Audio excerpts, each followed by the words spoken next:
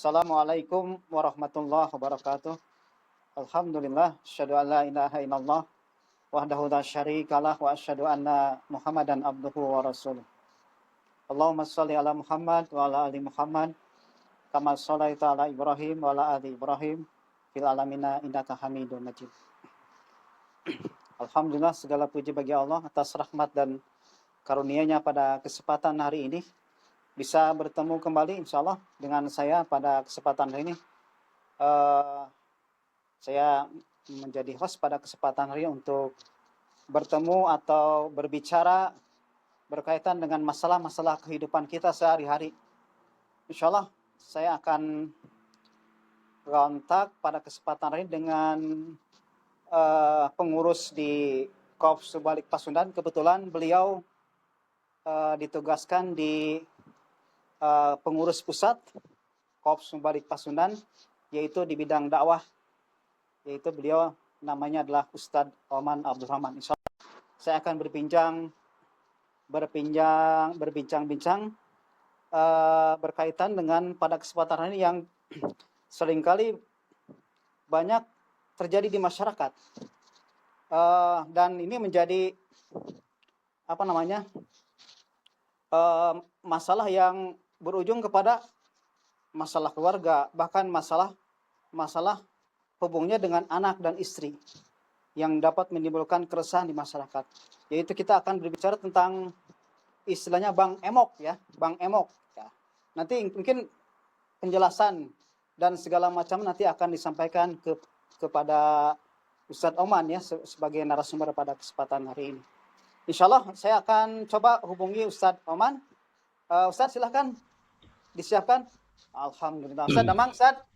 Alhamdulillah. Alhamdulillah. Sehat. Bagaimana sehat. Pak Haji Iman, sehat? Alhamdulillah sehat, Ustadz. Alhamdulillah. Alhamdulillah bisa bertemu dengan Waalaikumsalam warahmatullahi wabarakatuh. Waalaikumsalam warahmatullahi wabarakatuh. Alhamdulillah Ustadz. Damang, keluarga Damang? Alhamdulillah. Dalam Jadi keadaan mana, sehat. Jadi Baik-baik. mana ya? Biasa di Bandung. Di kantor. Oh iya. Lagi Sip. ngobrol-ngobrol sama teman-teman nih. Alhamdulillah. Ya. Ya Ustadz, insyaallah. Ini kesempatan saya mungkin bisa berbincang dengan Ustadz. Ini kesempatan kebetulan ini ya banyak pertanyaan ke kita nih menyangkut Iya. menyangkut Soal permasalahan. apa? Menyangkut permasalahan ini nih. Kan kejadian masalah itu yang jadi penyakit itu pinjam meminjam gitu ya, pinjam meminjam. Oh iya betul. Nah, ini istilah ada yang namanya Bang Emok nih, Ustadz. Apa sih? Wah. Apa Bang Emok itu, Ustadz? Kalau supaya nanti pemirsa tahu begitu ya. Maka silakan, Iya. Ustadz.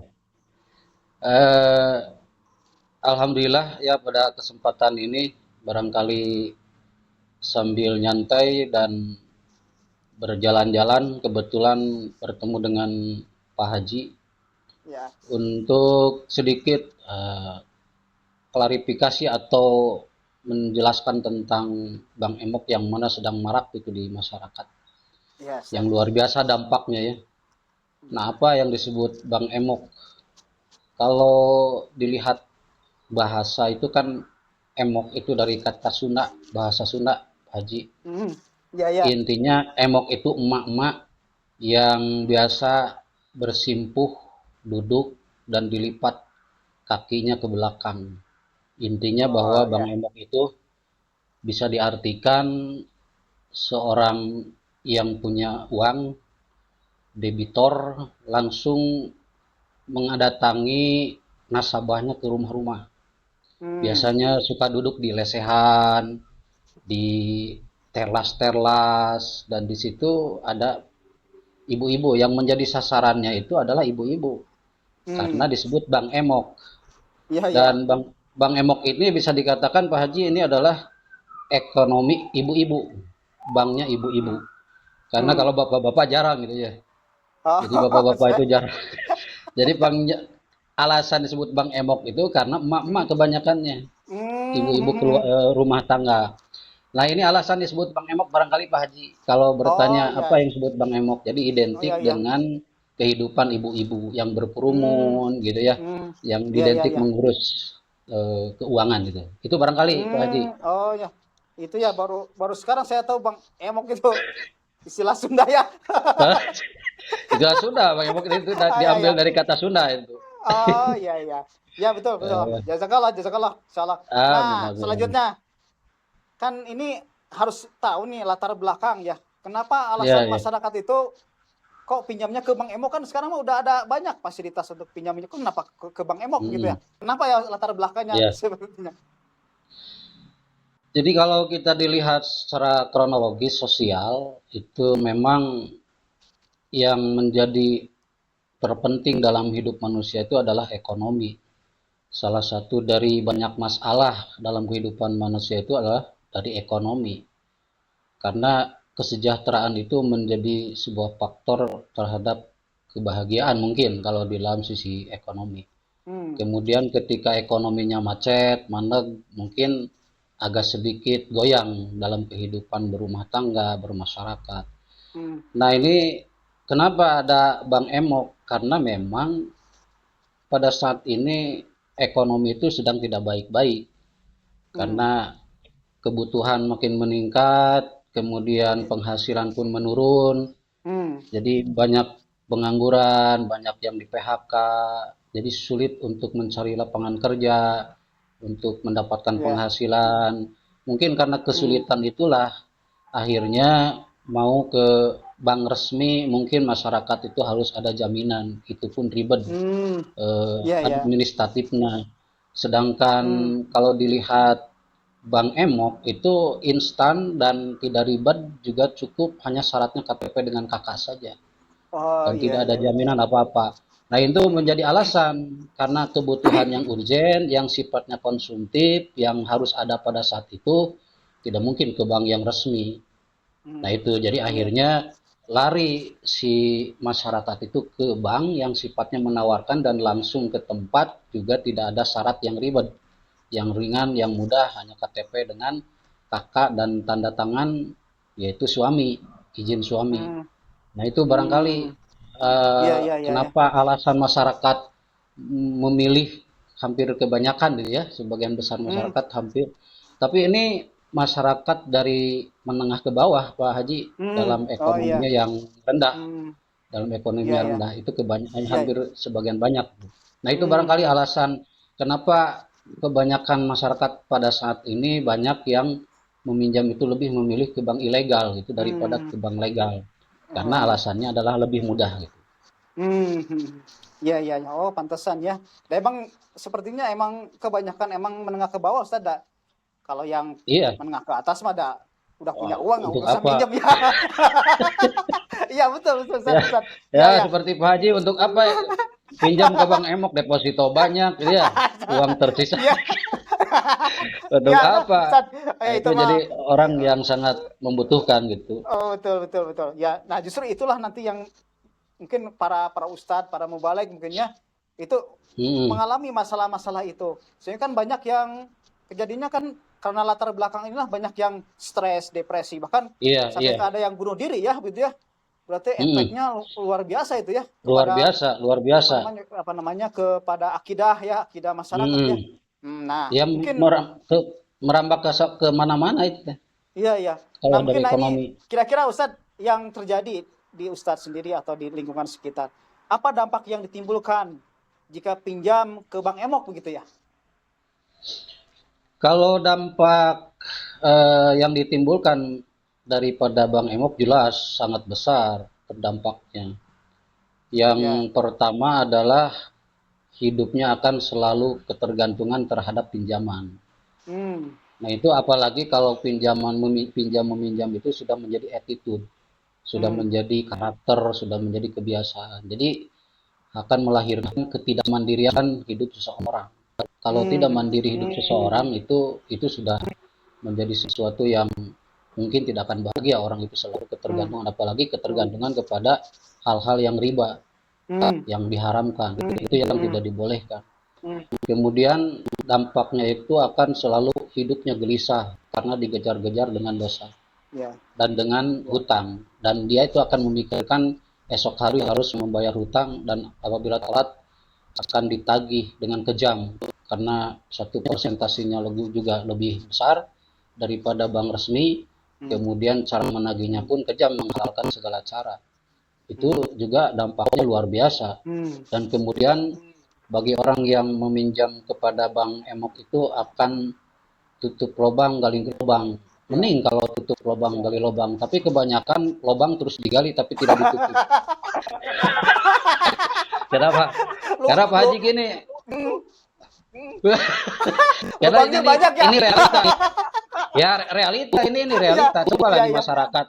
Jadi ini kan ibu-ibu tuh, ibu-ibu yang banyak tidak usaha, ibu-ibu yang mengandalkan biasanya dinafkahi dari suami, sedangkan suaminya pun mungkin tidak begitu besar. Di alasan panjamnya juga suka karena kurang dari kebutuhannya, mungkin menurut mereka. Nah ini akhirnya banyak begini, apalagi banyak sekarang si ibu-ibu yang meminjam ke bank online atau ke bank Emok itu tidak ada izin suami di belakang suami. Akhirnya dia pinjam ke bank ini untuk menutupi hutang ke bank yang yang satu lagi. Nah bank untuk menaur atau melunasi bank yang kedua, meminjam ke bank yang ketiga, terus begitu. Jadi itu akan menjadi sesuatu blunder gitu, yang hutang yang tidak akan beres-beres. Dan bisa jadi Pak Haji kalau kita pinjam 300.000 bisa jadi genep juta dalam jangka 6 bulan.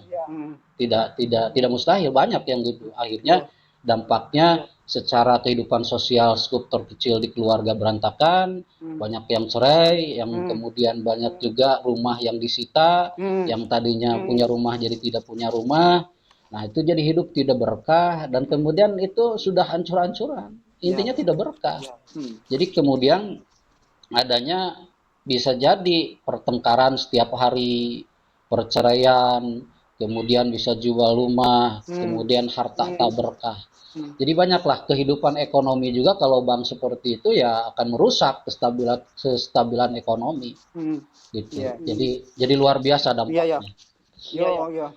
Betul Ustaz. Emang kerasa pisan kalau apa namanya?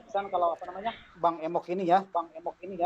Tapi kita juga nantilah kita ada waktulah kita bicara kepada orang kepada orang yang pernah mengalami Bank Emok, nantilah kita bicara nanti insyaallah.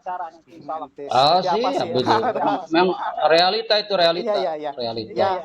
Alhamdulillah Ustaz. Selanjutnya gini Ustaz. Nah kan itu sudah terjadi ya.